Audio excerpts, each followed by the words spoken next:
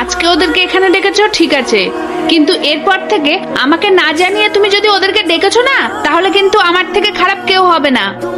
মা তুমি এসব কি বলছো? আর তোমার না শরীর খারাপ ছিল? তোর শ্বশুর বাড়ির লোকজনকে দেখলে না আমার শরীর খারাপ শুরু হয়ে যায়, তার উপর কত খাওয়া দাওয়ার আয়োজন, বাপ রে বাপ। মা ওরা পায়েলের ভাই আর ভাইয়ের বউ। হ্যাঁ, তো এত আয়োজন করার কি ছিল? ইনকাম করবি তুই আর সেই টাকায় খাবে তোর শ্বশুর বাড়ির লোকজন।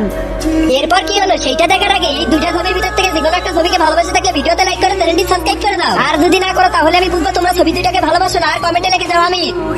মা, একটা মেয়ের বিয়ের পর তার শ্বশুর বাড়ির লোক আর তার বাপের বাড়ির লোক, এই দুটো পরিবারকেই খুশি রাখা সেই মেয়েটার দায়িত্ব।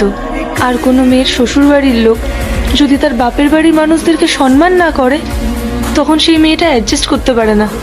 মা সব মেয়ের কাছে তার বাপের বাড়ির লোকজন প্রিয় হয়, আর যখন মামা মামিরা আসে তখন তুমিও তো ওদের আদর যত্ন করো। এই পরিবারটায় যেরকম তোমার অধিকার আছে, ঠিক এই পরিবারটায় ওরও অধিকার আছে। ও কি ওর বাপের বাড়ির লোকজনের জন্য এইটুকুনিও করতে পারবে না? আমাদের বিয়ে হয়েছে মাত্র 6 মাস হয়েছে, আর তুমি এখনই ওর বাপের বাড়ির লোকজনের সঙ্গে কোনো কথা বলতে চাইছো না, দেখাও করতে চাইছো না।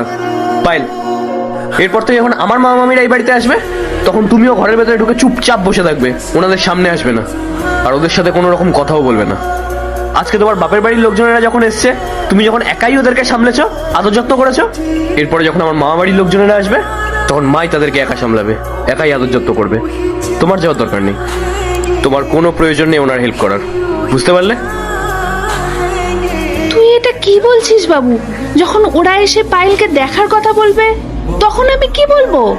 বলে দেবে তোমার বৌমার শরীর খারাপ, এই কারণে দেখা করতে পারবে না।